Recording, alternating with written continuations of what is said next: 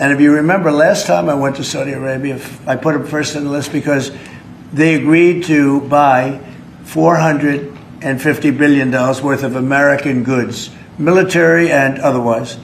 And they did. And it was an unbelievable day. It was in this gorgeous ballroom, and companies were there from many, probably 100 companies. And they were given anywhere from $40 or $50 million to less. And more, actually. In case some of them were given numbers that were just many times that amount. I think we had a couple of $20 billion deals and big stuff. And it's a very rich country because of oil. And we are a very rich country ultimately when we straighten it out because of oil. Oil is always good. And I agreed to do it again, and they've agreed to spend close to $1 trillion of money in our American companies, which to me means jobs. It could be next month, maybe a little bit later, yeah. And we're going to Qatar also, and also we're going to possibly a couple of other countries. UAE is very important. It's a great leader in UAE. And I had his brother here the other night, if you saw that. We had a wonderful guy, a wonderful family. So we'll probably stop at UAE and Qatar, and as I used to call it, Qatar. Nobody's ever told me right or wrong. I always like to say Qatar, but it's Qatar. They like to say Qatar. And Saudi Arabia, the three of them, and then we'll go other places also. But in the Middle East, those seem to be the three. Thank you. You'll love this one. Go ahead. It's not front page news, but I am just curious. What is your thought about Tiger Woods now becoming part of the broader Trump family?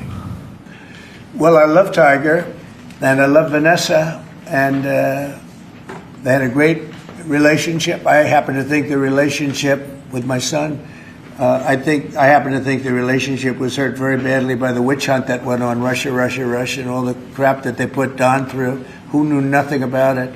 But Vanessa and Don had a very good relationship. They have incredible children, 5 incredible children, all good athletes, all great students. They're like great. And they broke up, quite a while ago, and which was to me very sad because I think they're both great. Don and Vanessa, and Tiger actually called me a few months ago, and you have a very special, very good relationship with Tiger. I played golf with him a couple of times over the last month, and he's a fantastic guy and a fantastic athlete. And he told me about it, and I said, Tiger, that's good. That's good. I'm very happy for both. I just let them both be happy. Let them both be happy. They're both great.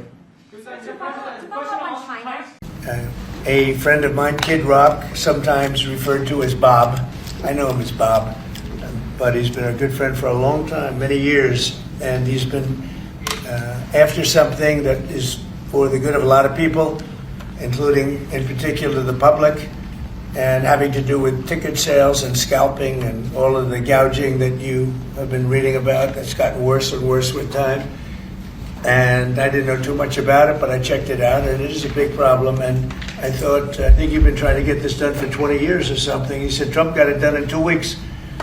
But we came up with a very serious EO. So what this executive order does, it charges the FTC and the Department of Justice with rigorously enforcing laws on the books in collaboration with state attorneys general that have power over consumer protection and other people who have the power to really crack down on this issue so that entertainers and fans won't be subject to these abusive and oftentimes illegal practices. There are no tariffs if you do your product here, if you build whatever it is in the USA. One of the things we're also trying to get. It doesn't matter your politics.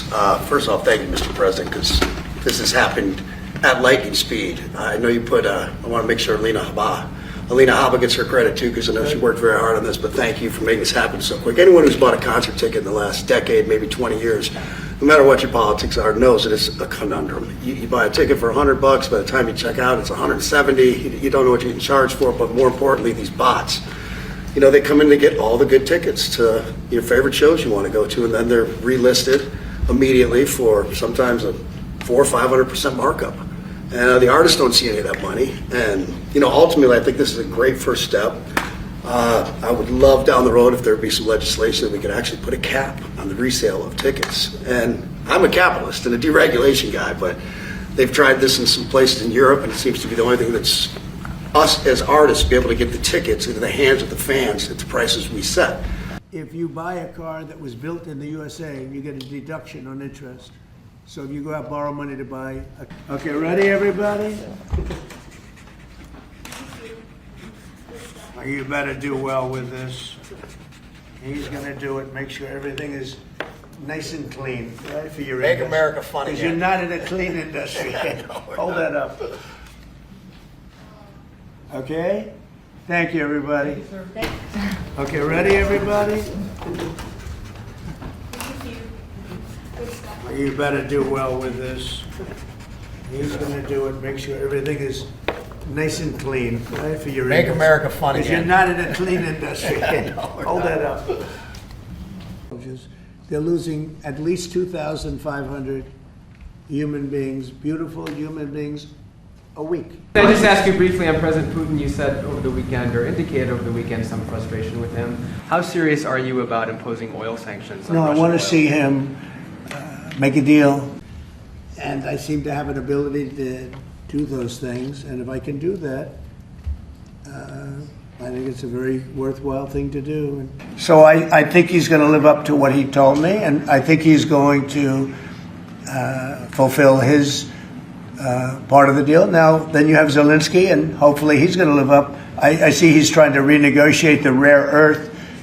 We're getting a lot of credit for having done a great job in the first almost 100 days. China, South Korea, and Japan say they're going to work together in cooperation to respond to the tariffs that you're going to put into effect this week. Are you concerned that this move of the tariffs this week could push some of the United States' closest allies to work with China? No, I'm not worried about it.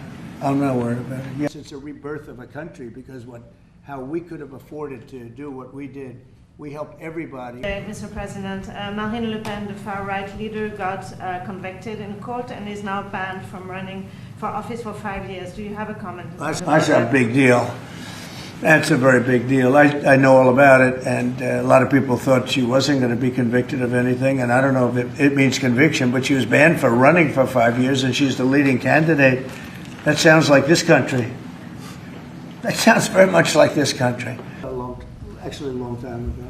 But we talk about it. We talk about it a lot.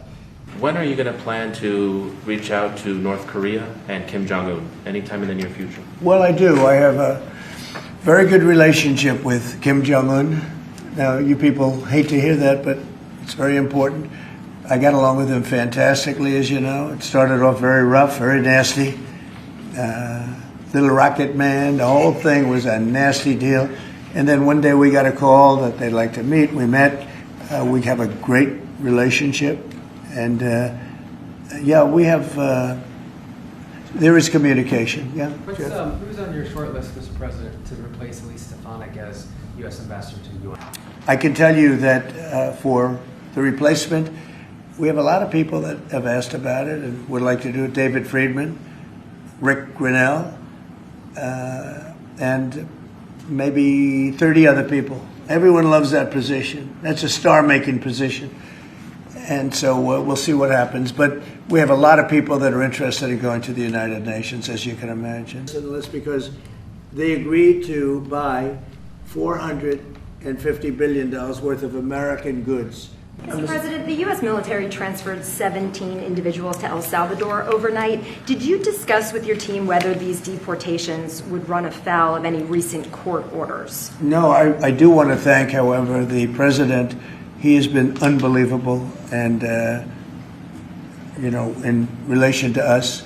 But I think that our people have done an incredible job. I got elected on the basis of getting bad people out of our country that shouldn't be here. Very dangerous people out of our country. And that's what I did. And then you have a judge that wants to take over. And I can't imagine it can be allowed. If it was up to him, they'd all be put back in our country. These are killers. These are drug lords. These are really bad people. But I want to thank the president of El Salvador because he's done an amazing job.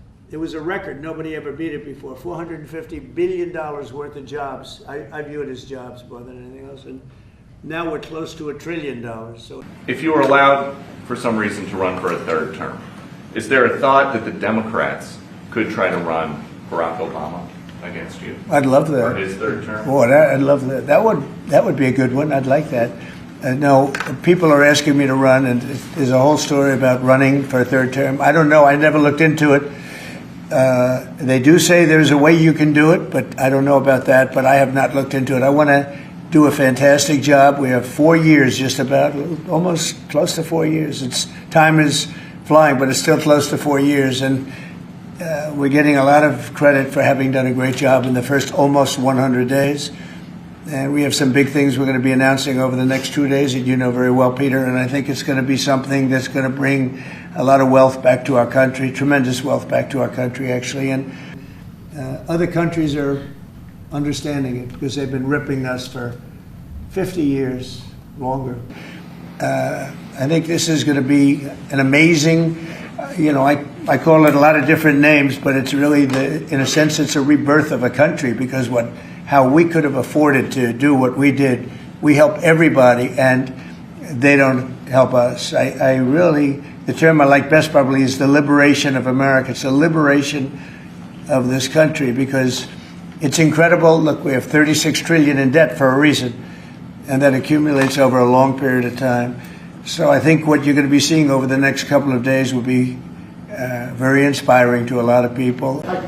Elon Musk's special government tenure is coming to an end, 130 days, I think another month. Yeah. Do you want him to stay longer, or is it time for him to go back to running his companies in your Well, I think he's amazing, but I also think he's got a big company to run, and so at some point he's going to be going back. He wants to. You just want to keep him around? But, I'd keep him as long as I could keep him. He's a very talented guy.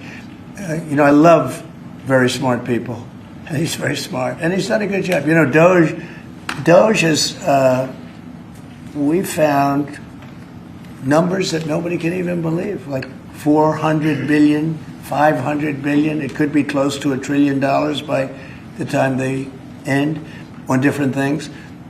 And he's led the charge. And you've seen a lot of his people. And these are people that joined up. I would say they're high IQ people. I like high IQ people.